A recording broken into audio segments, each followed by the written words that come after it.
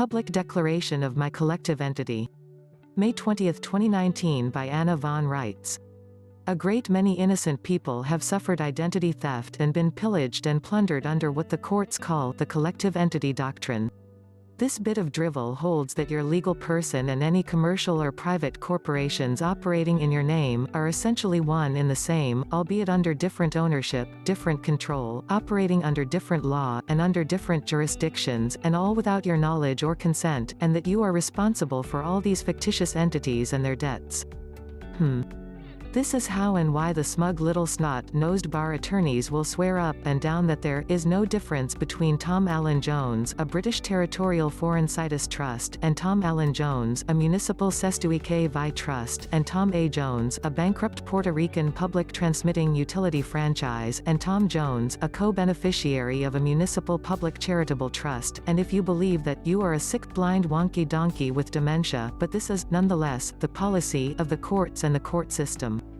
Whenever you hear the word system, think of Rudy Padino, bookie extraordinaire, down in the bowels of some old Italian restaurant in New York, smoking a cigar and talking about the system, the system.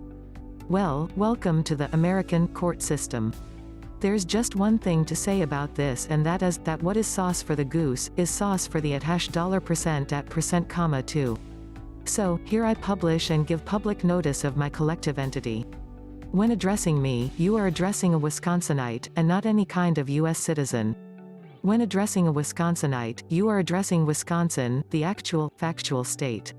When addressing Wisconsin, you are addressing a compact state and member state of the United States of America, the actual unincorporated federation of states formed September 9, 1776. And when you are addressing the United States of America, you are addressing the delegator and source of all delegated powers of the states of the Union that were ever bequeathed to the Queen or the Pope or any agency, organization, court, or individual acting under their authority as an inhabitant on our shores to exercise in our behalf for the purpose of providing us with good faith service. When their municipal or territorial courts dry dock on our land, and we are properly declared and functioning in our birthright capacity as one of the people of the land and our State of the Union, those dusty old constitutions shove into view again, and the actual duties of all these courts and of all these court officials and municipal officers becomes very, very clear.